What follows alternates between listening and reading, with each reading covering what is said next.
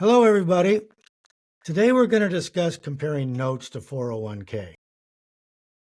And I laugh when I start out to do that because it's such a mismatch, but we'll do it today, okay? First, I'm going to explain what's a note. Most people talk about notes as if they know what they're talking about, but many of them misunderstand it a bit. A note is simply evidence of a loan, and it's got a trust deed attached to it, which is evidence that it's a loan on a property secured by that trustee.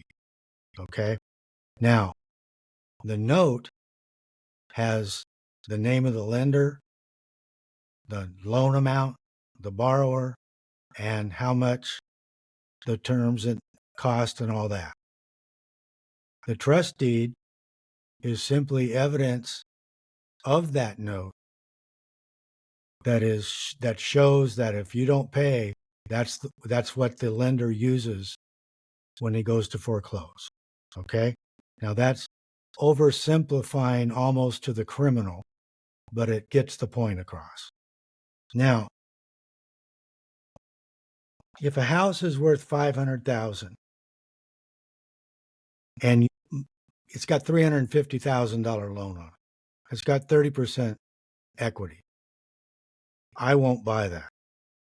I prefer a minimum of 40% equity on notes that I own and my clients own. There are exceptions to that. We won't get into that today, but they're so obvious, you don't have to worry about it. Now, one of the things that I really like about notes is that you can buy notes where it's a $50,000 note. You might have paid $40,000 for it. You're getting interest on 50. Let's say it's interest only. You're making $5,000 a year on $40,000 that you put into it to buy it.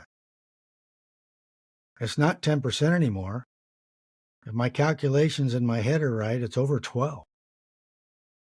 And that's just on the payments. Oh, but what if I have to foreclose? Oh, no. Let's say the property decreases in value by 20%.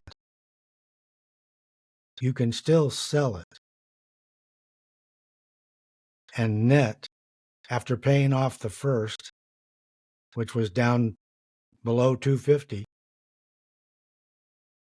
You don't have to pay you off. You've been paid off now.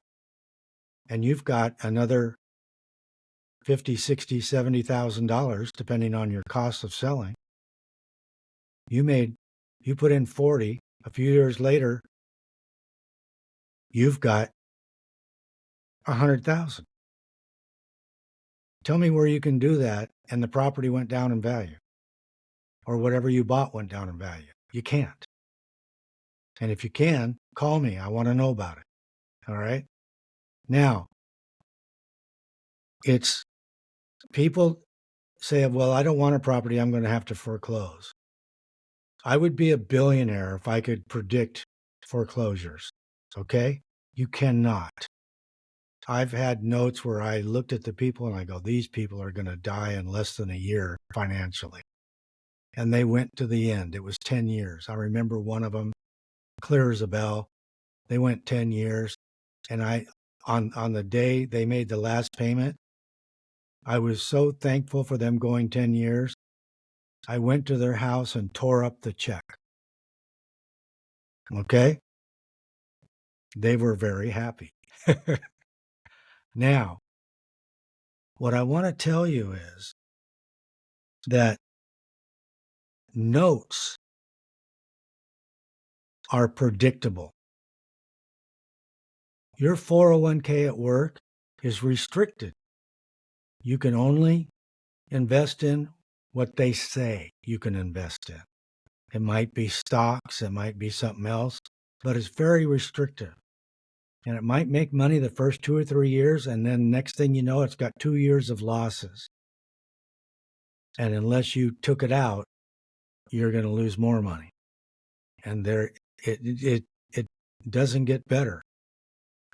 which is why I tell people the 40% equity that I ask for is protection against loss. You could lose all 40%.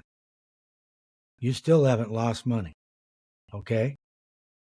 You haven't made a ton of money, but you've made 12% on the payments up until they didn't make them anymore.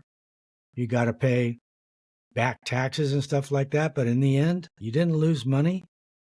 And if you just rent that property out, this is worst case, of course. I've only had to do it once, but you rent the property out, the economy comes back. Next thing you know, you're selling it for another 100,000. It's funny how it works. Real estate works. You just have to be patient, and you can't ever force real estate, right? And there you go. That's the end of that discussion. Catch you later.